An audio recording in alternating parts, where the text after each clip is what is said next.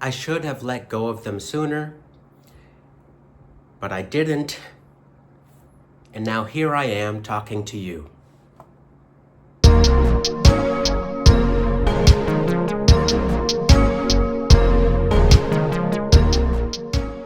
I had ties to individuals or groups that I still shouldn't have been. It's not only that, but still letting them get to me, even though they're gone. They don't even need to be present or in the room for the experiences of attacks, threats to get to me. I think the reason I hung on is because I've been through fall off before over social media. And in my opinion, that in of itself can be an attack. It's something that's hate motivated to have 5 people unfollow me at once, 5 to 10 people unfollow me at once. And for some reason, I wanted to hang on even more, knowing that there were probably still people connected to me that weren't great for me. In some cases,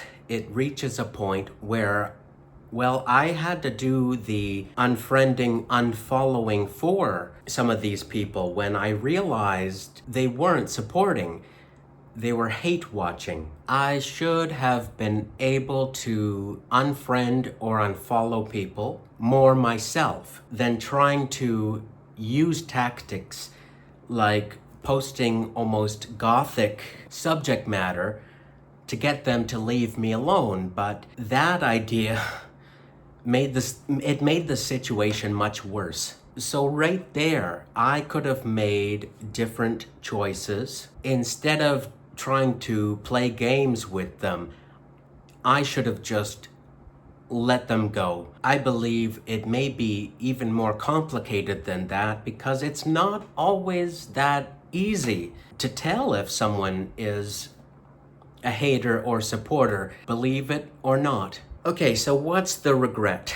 Well, eventually I found out more of what people actually thought of me, and that came out of a desire for me to want to understand why was I disliked so much throughout my entire life. It's like there was no rhyme or reason given, but just that there seemed to be an enormous number of people who disliked me, and I wanted to find out why. And in a sense, I regret having found out what I know now. At this point, people know that I know, and that in of itself makes them more angry too, that I know people are coming for me, and I know what it's about, because I'm different.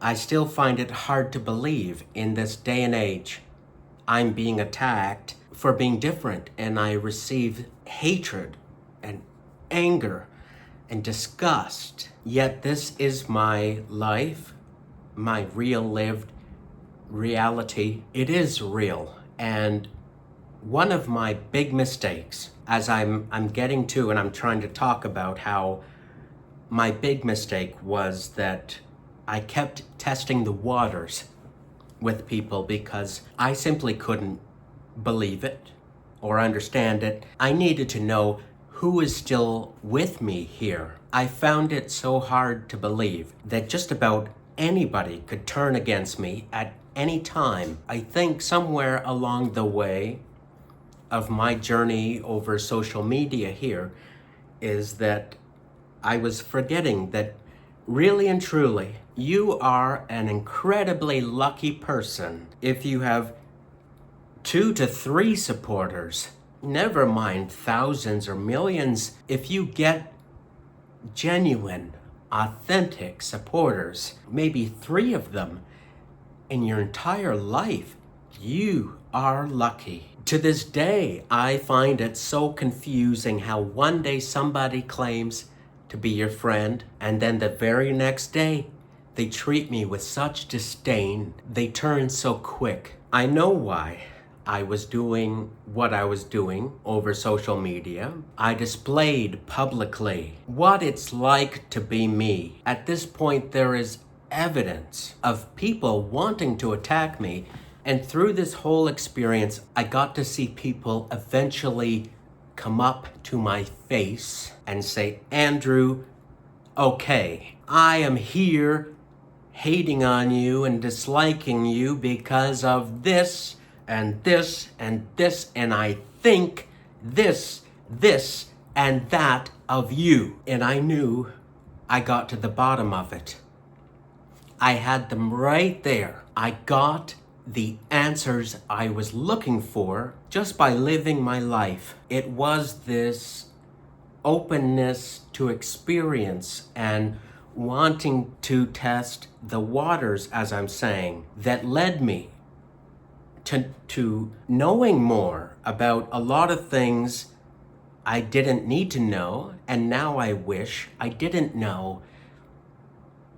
But the inquiry was so strong because of having lived an entire life like this. It was like my inner child was still asking, why are people like this to me? I'm sorry, I don't mean to get too emotional on this, but the more I dug into it, I understood what was happening to me. I was still connected to people who aren't supportive and people that were just waiting for the moment when they could insult me, call me names, or even, check this out, people that would give me really bad advice. And that took me a very long time to understand that that's what people were doing to me.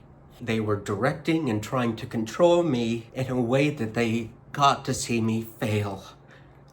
And they got satisfaction out of doing that. And that's something that I didn't know people were doing to me. I didn't know they were trying to drive me off a cliff. And I know that my focus should be on the people that actually support me. It's easier said than done with 24/7 availability online. But one of the biggest regrets of my life is that I was doing theater for the haters too.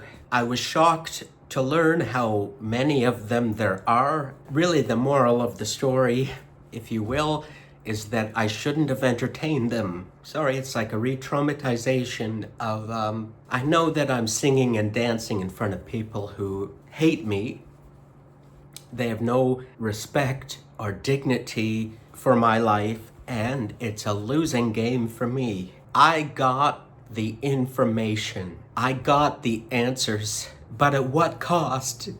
At what cost to be in that space? And you know what it is a very high price to pay just to have a witness. I needed a witness to what I was talking about.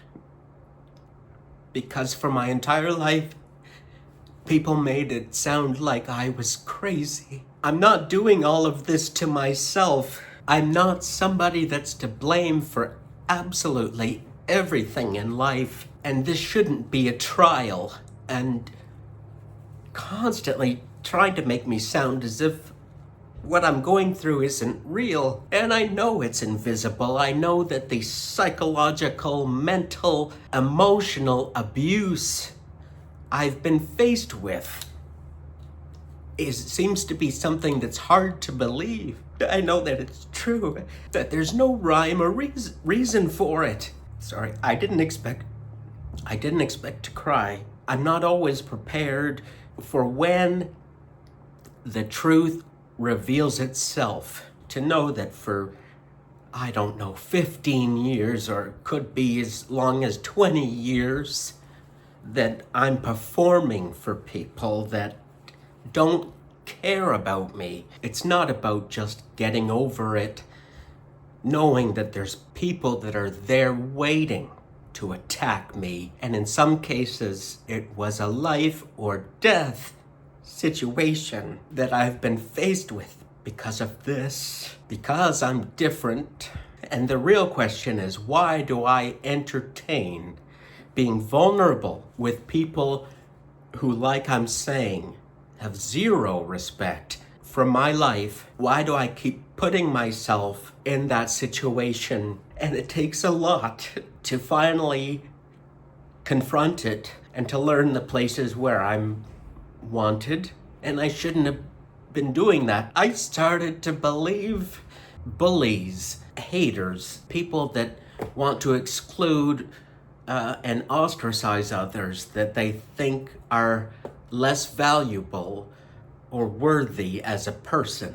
I don't know how to even describe some of the experiences I've had experiencing what I call minority stress or marginalized experience. You can call it prejudice, bigotry. Sometimes I've used the words discrimination, but I'll have anybody that's watching this know that it takes its toll.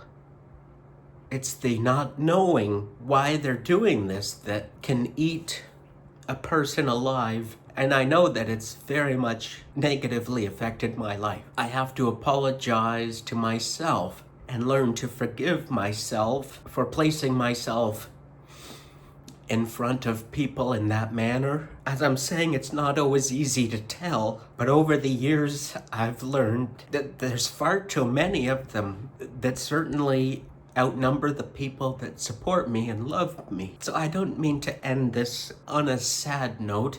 It's just part of my processing trauma, because it's been some pretty bad trauma. I would just let anybody out there know that you certainly don't have to do what I did, trying to be strong in front of people that would rather see you not be here and are angry and disgusted by your existence. You don't have to entertain those people.